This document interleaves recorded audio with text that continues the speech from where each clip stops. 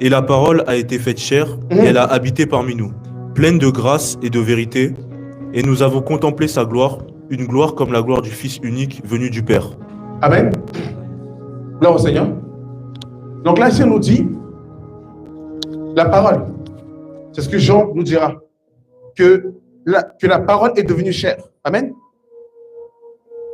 Donc on a vu ici, mes bien-aimés dans le Seigneur, que cette parole qui était au commencement avec Dieu et qui était elle-même Dieu prend un corps de chair. Amen. La question qu'on peut se poser, pourquoi la parole prend un corps de chair? C'est une question qu'on peut se poser.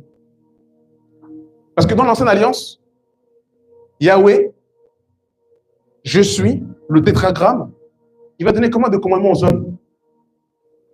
Combien de commandements il donne aux hommes, le Seigneur? 613 commandements, amen. Et combien de paroles il donne? Il donne combien de paroles aux hommes? Il donne 10 commandements, amen. Et il donne aussi 613 commandements, on est d'accord? Il dit, Hélène, voilà les 10 commandements, applique. Vous êtes d'accord avec moi? Il donne également les 613 commandements, il te dit, applique. Vous êtes d'accord avec moi? Cette parole vient du Seigneur, vous êtes tous d'accord avec moi? Ok. Maintenant, ouvre les yeux et comprends.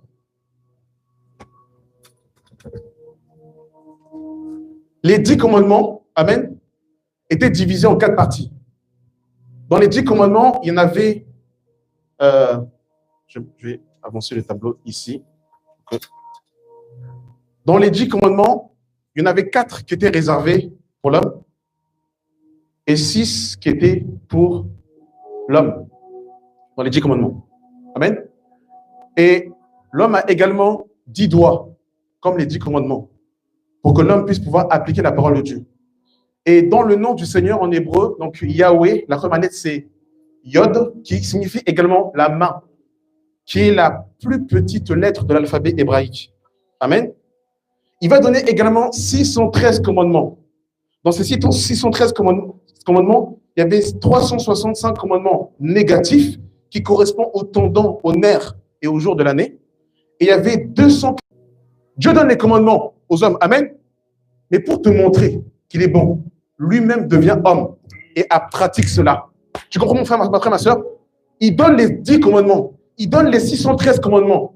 Mais le problème, c'est qu'aucun homme n'a appliqué les 613 commandements. Donc, qu'est-ce que la parole fait? La parole prend un corps de chair. Elle descend sur la terre et elle accomplit les 613 commandements. Elle accomplit les 10 commandements pour te donner le modèle, pour te donner l'exemple. Pour dire, mais Seigneur, tu m'as dit que je dois aimer mon prochain. Mais comment je fais? Alors lui-même, il prend un corps de chair.